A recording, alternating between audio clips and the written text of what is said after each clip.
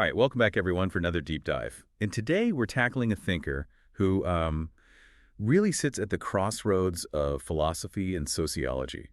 Someone whose ideas have had a huge impact on how we understand not only society, but, the big questions about knowledge and ethics and, yeah, even the nature of modern life itself, Max Weber. Absolutely. He's one of those figures whose influence just kind of ripples out across so many disciplines. And to really get a grasp on Weber, we're going to be diving into the Stanford Encyclopedia of Philosophy entry on him, which is like a really solid, comprehensive overview. Perfect. So we're not just looking at his sociology in isolation. Right. We want to see how his philosophical ideas, about how we know things, about ethics, really shaped and informed his views on society. Exactly. Think of it as like extracting the philosophical DNA that runs through all of his work. And this is especially relevant, I think, for anyone, coming from a philosophical background. Because Weber, even though he's known as a sociologist, he was grappling with some seriously deep philosophical problems.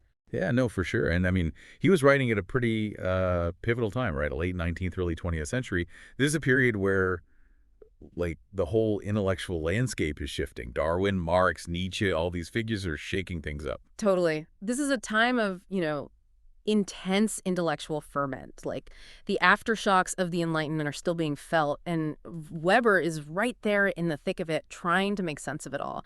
And you see this even in his early career, starting out as a lawyer, then moving into political economy. And he's really immersed in these debates about the proper methods for studying, well, anything really, but especially the social world. Right. So there's this famous debate. He gets caught up in the Methodist streak. Yeah. Like, what was the core of that disagreement? It sounds pretty wonky. Yeah, well, it was about, how you approach knowledge. It was basically a clash between two schools of thought, one emphasizing like abstract universal theories, and the other stressing the importance of detailed historical analysis.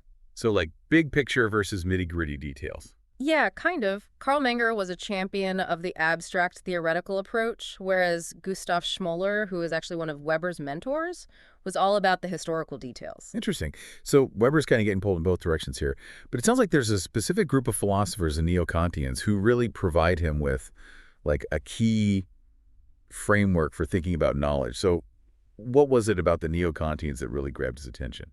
Well, they were like wrestling with some fundamental questions about how we know anything at all, right? And a lot of this goes back to Kant himself, the whole idea that there's a difference between reality as it exists out there and how we as thinking subjects experience and understand it. They were really pushing back against the Hegelian idea that reality is somehow a product of our concepts, or like that history has this inherent meaning or direction. So it's not that our concepts, like, create reality, but they're how we make sense of it. Exactly. And they saw this process of concept formation as being fundamentally rational. Like for Herman Cohen, who was a big influence, the act of thinking itself has to follow logical principles. So the only reality we can really know is the one that's accessible to us through reason. Okay, so that's a pretty big shift, moving away from, like, metaphysical speculation about the nature of reality to focusing on the conditions of knowledge itself. And this is where Weber's coming from, too. Exactly. And this emphasis on like the role of rational concepts, it led the neo-Kantians to make a key distinction between the natural sciences and the cultural or historical sciences. So how we study physics is different from how we study history. Right. Windelband, for example, he argued that the natural sciences are all about finding general laws, what he called a nomothetic approach. But the cultural historical sciences, they're more interested in the unique, in particular, the value-laden aspects of human events and actions, an ideographic approach. So, like, in physics, you're looking for the laws of gravity that apply everywhere. But in history, you're trying to understand, I don't know, like, the specific causes of the French Revolution. Exactly. And this raises a huge methodological challenge because if values are subjective and tied to specific people or cultures, how do you study them in a way that's, objective and rigorous? Right, because science is supposed to be about, objectivity. So how do you reconcile that with this focus on subjective values? Yeah, that was the big puzzle. And this is where Rickert's idea of value relation, or Verbeziehung, comes in. Basically, he said that even though we choose what to study in history based on our own values, what he called value relevance, we can still be objective by being clear about the distinctions between, say, our values as researchers and the values of the historical actors we're studying. Okay, so you have to be aware of your own biases, but that doesn't mean you can't be objective in your analysis. Right. But even Rickert, he kind of struggled with this. He made some assumptions about, like, there being universally valid values within a culture that, a truly objective historian could identify. And this started to sound a bit like, well, maybe he's sneaking some metaphysics back in. Yeah, so it seems like even the neo-Kantians couldn't fully escape this tension between subjective values and objective knowledge. Exactly. And this is the intellectual context where Weber comes in. He's deeply influenced by these debates, but he's going to take them in some really interesting directions. Okay, so let's shift gears a bit and talk about Weber's ethical views. Hmm. And I mean, it's fascinating how he's influenced by both Kant and Nietzsche, right? Like two very different takes on morality. Right. Talk about a philosophical balancing act. Weber was drawn to the rigor and the emphasis on principled action in Kant's ethics. He saw it as being about self-discipline, about achieving genuine freedom through the internalization of a rationally derived moral law. So it's not about just doing whatever you want, but about acting based on principles you've thought through for yourself. Yeah, and this is a big contrast with, like, utilitarianism, which Kant saw as basically just a sophisticated form of egoism.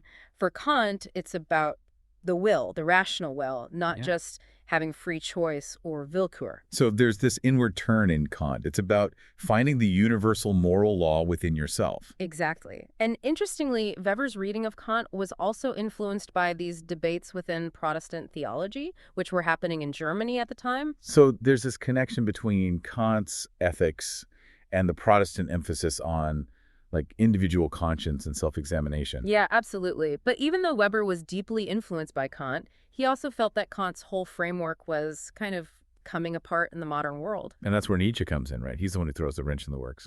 Well, yeah, I mean, Nietzsche is like the ultimate skeptic. He's questioning the whole Enlightenment project, the idea that reason and knowledge will lead to progress. For him, the relentless pursuit of truth can actually lead to nihilism, to this sense that nothing really matters. So Weber's kind of caught between these two poles, right? On the one hand, this Kantian ideal of rational, principled action. And on the other hand, Nietzsche's critique of the whole idea of objective truth and morality. Yeah, and Weber's trying to find a way to navigate this tension, to figure out how to act meaningfully in a world where those old certainties have been shaken. So it's like, how do you live ethically in a world where God is dead, as Mhm. Nietzsche famously put it? Exactly. And this leads to what some scholars have called Weber's tragic worldview. He sees the heroic individual striving to act ethically in a world where the ground is constantly shifting beneath their feet.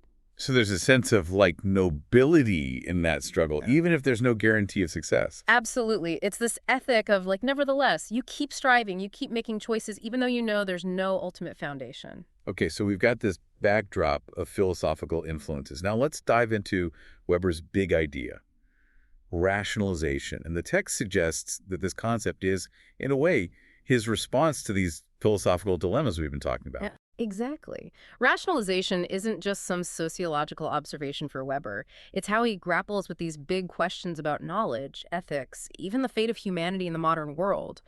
And while there's some debate about whether this is like the one unifying theme in his work, it definitely runs through everything he did. Yeah, and I mean, it's hard to miss, right? It's got this like almost inescapable quality, especially with that image of the iron cage. Right. And sometimes he makes these pronouncements about the unique trajectory of the West, especially in his writings on the sociology of religion. And that can make it sound like, well, is this just a Western thing? Is it inevitable? Yeah, like, is he saying that rationalization is just how history unfolds? Yeah, that's a common misreading. But Weber was very clear that he didn't believe in, like, a universal law of history. He actually rejected that kind of grand narrative. What he was trying to do was understand the specific conditions that led to the particular form of rationalization we see in the West. So it's not like a blueprint that every society has to follow. No, not at all. It's more about understanding the dynamics of this process, how it plays out differently in different contexts. Okay, so if it's not some iron law of history, then what is it? How does Weber actually define rationalization? It's basically this drive towards making the world calculable, predictable, controllable. Everything gets systematized, organized, measured and optimized. And you see this in so many aspects of modern life, like obviously in capitalism with its focus on efficiency and profit maximization, but also in law, administration, even science itself. So like everything becomes subject to this logic of efficiency and control. Yeah, and that can be really powerful, right? I mean, think about all the advances we've made because of it, but it also comes with a cost. Right. So what are some of the downsides of this relentless rationalization? The text talks about like this growing impersonality in social relations and an increased emphasis on control, right? Yeah, for Weber, rationalization goes hand in hand with objectification. People become like cogs in the machine. You're evaluated based on your output, your efficiency, not your individual qualities. And this happens not just in like factories, but in bureaucracies and legal systems everywhere. So it's not just about economics, it's about how we relate to each other, how we see ourselves. Exactly. And he even connects this to the Protestant ethic, which is kind of paradoxical, right? Because Protestantism is all about this intense individual relationship with God. But it also created this emphasis on worldly achievement, on proving your faith through your actions. And this, for Weber, contributed to this growing objectification of the self. So our sense of individuality might actually be a product of this process of rationalization in a way. Yeah, it's a really thought-provoking idea. And then there's the issue of control. I mean, clearly, science and technology have given us incredible power over the natural world. But for Weber, this control also extends to human behavior. We create these institutions, these systems of discipline and surveillance that shape how we act, how we think. Yeah, the panopticon comes to mind, right? Like this idea that we're always being watched, even if we can't see the watcher. Exactly. And so the modern individual, even though they might have certain freedoms, they're also enmeshed in these increasingly complex webs of control. So it's not all sunshine and roses, right? This process of rationalization, it creates these dilemmas, these paradoxes. And this is where we get to the iron cage and the fragmentation of values. Right. The iron cage is like this powerful image of how we can become trapped by our own creations, you know?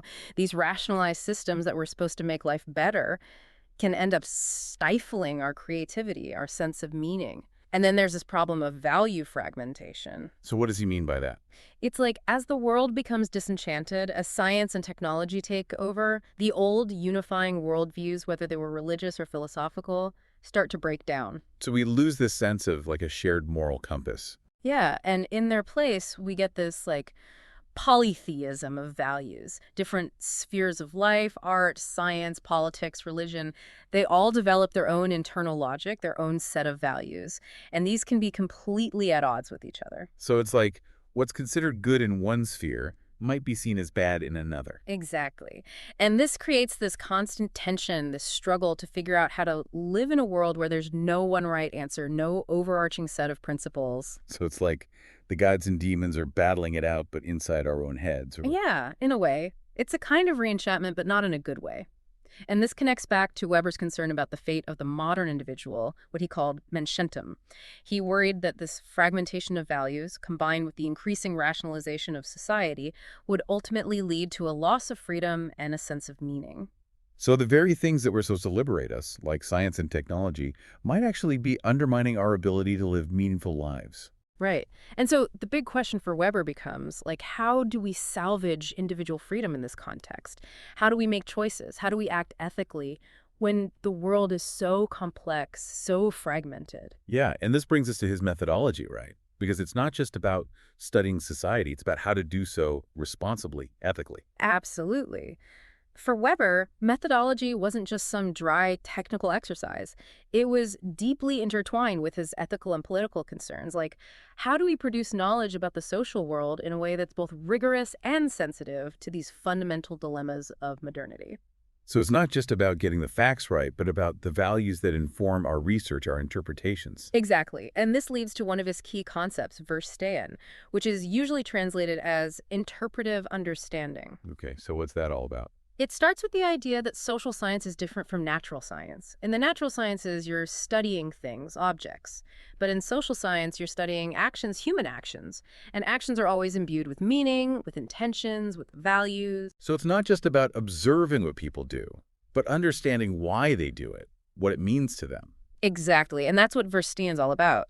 Trying to grasp the subjective meaning that actors attach to their actions. It's like putting yourself in their shoes, trying to see the world from their perspective. But isn't that like super subjective? How do you make sure your own biases aren't creeping in? Yeah, that's the challenge. And Weber was very clear that Verstehen has to be more than just like empathy or intuition. It has to be grounded in evidence. You have to be able to connect the meanings you're imputing to the actor's actual behavior, their choices, the context they're operating in. But here's where Weber parts ways with Rickert. Oh, how so? Well, Rickert thought that you could find like these objective transhistorical criteria for judging the ends of human action. But Weber was more skeptical. He said, look, ultimately, those ultimate ends, those values, they're subjective. And the researcher's own values are always going to play a role in what they choose to study, what they consider important. So there's no escaping your own perspective, even if you're trying to be objective. Right. But that doesn't mean that all knowledge is just relative. It means that you have to be really rigorous about separating your own values from the process of empirical analysis, from how you present your findings.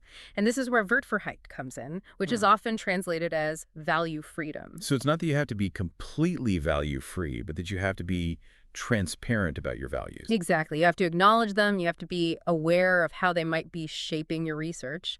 And this is both a methodological principle and, an ethical imperative for Weber. It's about intellectual honesty. Okay, so we've got Verstehen, we've got Wertfreiheit, and then there's this other big methodological tool, the ideal type. Like, what's the purpose of that? So the ideal type, it's not meant to be like a perfect representation of reality. It's a kind of conceptual tool that you construct to help you understand complex social phenomena. It's like you take certain aspects of something and you exaggerate them, you accentuate them to create this simplified, idealized model. So it's like a caricature almost. Yeah, kind of. It helps you see the underlying logic of something, even if it doesn't fully capture all the messy details.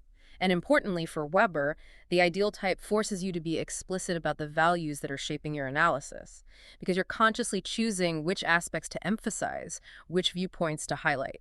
So it's another way of being self-reflective about your own biases. Exactly. And all of this, the Verstand, the Wertfreiheit, the ideal type, it's all part of what Weber saw as the ethical responsibility of the social scientist. It's about being rigorous, being honest, being clear-sighted. Okay, so we've covered a lot of ground here: epistemology, ethics, methodology. Well, let's wrap things up by talking about Weber's political views. And one thing that stands out is his concern with, like, character, with cultivating certain traits in individuals, especially in leaders. Yeah, and this gets to the heart of his political project. I mean, Weber was a liberal, but a very particular kind of liberal. He was deeply committed to individual freedom, but he also saw how, like, the modern bureaucratic state, with its emphasis on efficiency and control, could actually threaten that freedom. Yeah, that tension between individual liberty and the power of the state is like a classic theme in political thought. Absolutely. And for Weber, the question was, how do you balance these competing forces? How do you create a system that's both efficient and just, that allows for individual flourishing? And this is where his definition of the state comes in, right? Like that famous line about the state having a monopoly on the legitimate use of physical force. Right. It sounds kind of brutal, right? But Yeah. the key word there is legitimate. For Weber, it wasn't enough for the state to just have power. It had to have authority, which means that people have to see its power as justified as, right? So it's not just about coercion. It's about the reasons people give for obeying the law, for respecting the state's authority. Exactly. Yeah. And this gets to his three ideal types of domination: charismatic, traditional, and legal rational. These are different ways that authority gets legitimized and maintained. So like charisma is about the personal qualities of the leader. Tradition is about, well, tradition. And legal rational is about, I guess, following the rules. Yeah, exactly. And Weber was particularly concerned about the rise of legal rational domination because it tends to lead to bureaucratization, to this impersonal system where everything is governed by rules and procedures. So it's like efficiency taken to the extreme. Right. And this can be really effective, but it can also lead to a kind of dehumanization, a loss of individual freedom and creativity. And this brings us to, I think, one of the most controversial aspects of Weber's political thought, his idea of leadership democracy, or Führerdemokratie. Yeah, this is the part that gets people really riled up because it sounds like, well, isn't he just advocating for, like, a strongman leader? Isn't this a recipe for authoritarianism? Right, because he's saying we need these charismatic leaders to guide us Yeah. to make the tough decisions. Right. But it's more nuanced than that. Weber was really worried about the dangers of mass democracy, the idea that the majority can just trample over individual rights. And he also saw how bureaucratic structures could become like self-perpetuating, how they could stifle innovation and dynamism. So he saw these charismatic leaders as a way to counterbalance those forces. Yeah, but it's important to remember that for Weber, genuine charisma always involves responsibility. The leader isn't just some dictator, they're accountable to their followers. And he also emphasized the importance of civil society, of these spaces where people can come together, debate, organize and cultivate those leadership qualities. So it's not just about the great man at the top, but about the vitality of democratic institutions and civic engagement, Exactly. And this connects to his distinction between the ethics of conviction and the ethics of responsibility. which sounds like a real head-scratcher. Like, what's the difference there? So, the ethic of conviction, it's about sticking to your principles no matter what. It's about the purity of your intentions. But the ethic of responsibility, it's about thinking about the consequences of your actions, about the real world impact of your decisions. So it's like one is about idealism and the other is about pragmatism. Yeah, kind of. Yeah. And for Weber, the true politician, the one who has a real vocation for politics, has to be able to balance both of these. They have to be passionate about their beliefs, but also willing to make compromises, to think about the long-term effects of their choices. So it's about finding that sweet spot between idealism and realism. Exactly. And this brings us back to Weber's concern with character. He wanted to cultivate this, like total personality, someone who's both deeply committed to their values and also capable of acting effectively in the world, of taking responsibility for the consequences of their actions. So it's not just about what you believe. It's about how you act, how you navigate the complexities of the political realm. Absolutely. And I think this is one of Weber's most enduring legacies.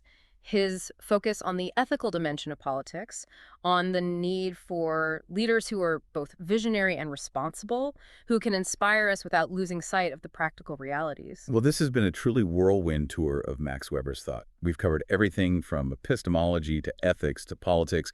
And for you, our philosophically inclined listener, I think there's so much here to chew on. Yeah, I mean, Weber's work is still incredibly relevant today. He helps us understand the challenges of living in a modern world, this tension between individual freedom and bureaucratic control, the fragmentation of values, the dilemmas of ethical action in a world where there's no easy answers. So as we close out this deep dive, here's a question for you to ponder. What can we learn from Weber's tragic but ultimately hopeful vision of the modern individual? How can we cultivate those qualities of responsibility, of clear-sightedness, of ethical commitment in a world that often seems to be spinning out of control? It's a question worth wrestling with, even if there's no easy solution. So until next time, keep thinking deeply, and we'll see you back here for another deep dive.